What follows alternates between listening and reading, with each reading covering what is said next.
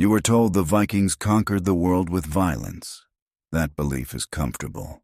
The truth is, they survived by moving quietly through systems that could erase them without a sound. And that was more dangerous than any battle.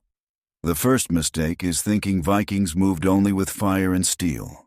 Most of the time, they moved without being noticed. Along rivers that did not belong to them. Through towns that watched closely and said nothing. Past borders enforced not by walls, but by memory. This was not adventure. It was exposure. The longships were not symbols of freedom. They were tools, narrow, flexible, built to leave as quickly as they arrived. Every route they followed had already decided something important. Who would be welcomed, and who would simply disappear? Because trade is not safe. Trade is controlled. And the Vikings learned that early. From the Baltic Sea, they followed rivers like veins. The Dnieper, the Volga.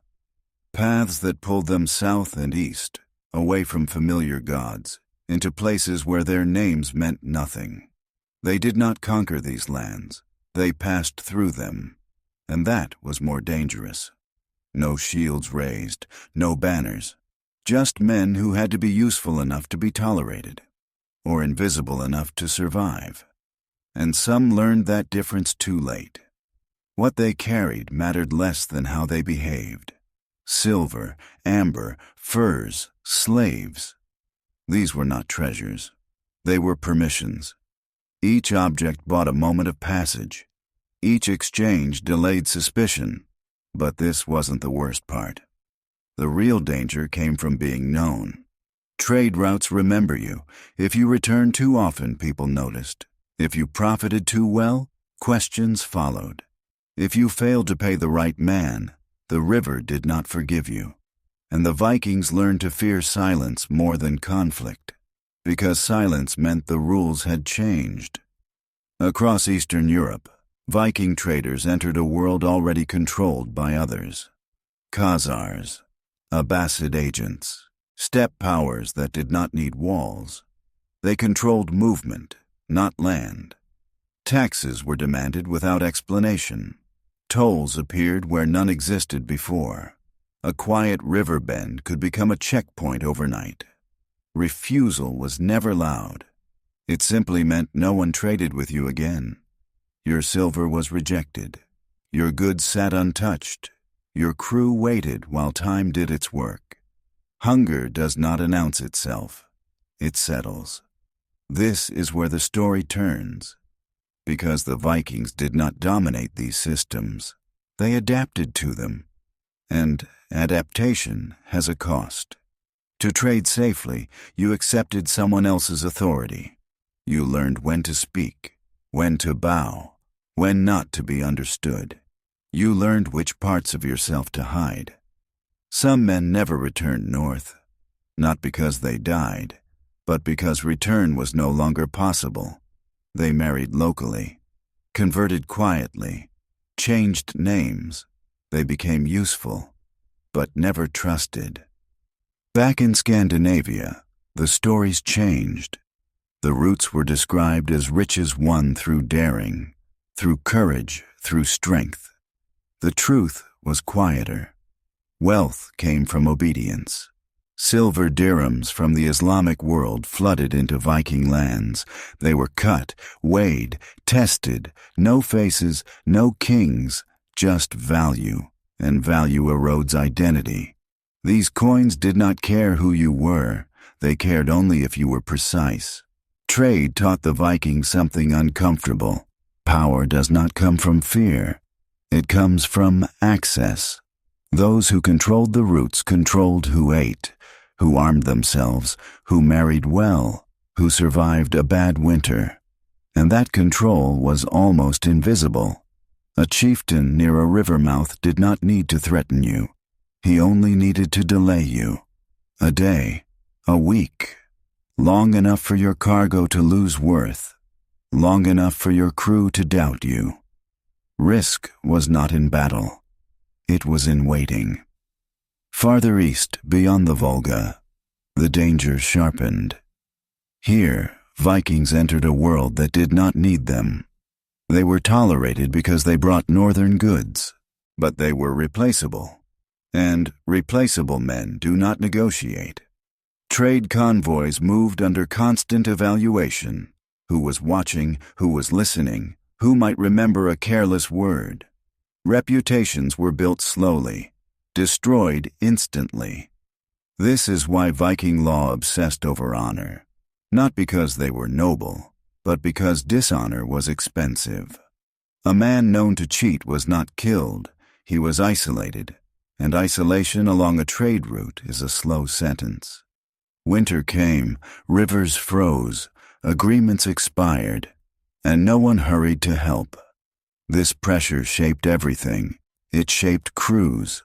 Loyalty was enforced because betrayal was fatal, not dramatic, just inevitable. It shaped settlements. Places like Birka and Hedeby were not free ports. They were controlled spaces, watched, taxed. Merchants lived under constant accounting, not just of goods, but of behavior, and it shaped expansion. Raiding was not separate from trade. It was a response to restriction. When access closed, violence followed. Not from rage, from necessity. But even raiding had limits. Too much, and routes closed permanently. Too little, and weakness invited exploitation. The Vikings walked a narrow line between threat and usefulness, and that balance broke people. Men who survived multiple journeys returned changed. Quieter, more cautious, less impressed by heroism. They had learned something the sagas hid. The world does not reward courage. It rewards predictability. In the stories, this knowledge is buried, covered by gods and battles and names, but beneath it is something colder. The realization that survival meant surrendering control. You did not choose where to trade, only when you were allowed. You did not choose your risks, only which ones to accept. And the farther the route stretched, the smaller the individual became. By the time Viking influence reached deep into Asia, their power was already diluted. They were nodes in someone else's system, necessary, watched, replaceable. And this is the quiet truth. The Viking world was not built on freedom. It was built on dependency. Dependency on rivers that froze, on rulers who changed, on markets that vanished without warning. Every journey was a calculation against forces that did not care if you were brave.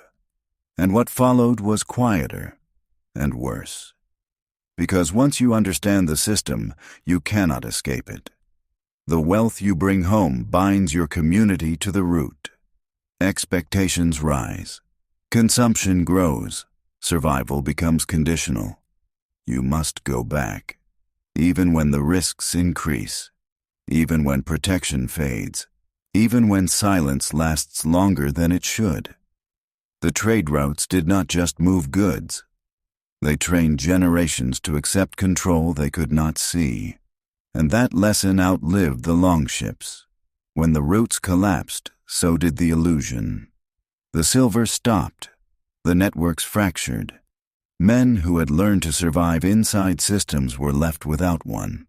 And they were not prepared, because trade taught them how to endure control, not how to exist without it. That is the legacy most stories miss, not warriors crossing continents, but people learning, slowly and painfully, that the most dangerous forces never raise a weapon. They close a gate. They delay a reply. They let you wait. And by the time you understand what is happening, you are already dependent on their permission to move.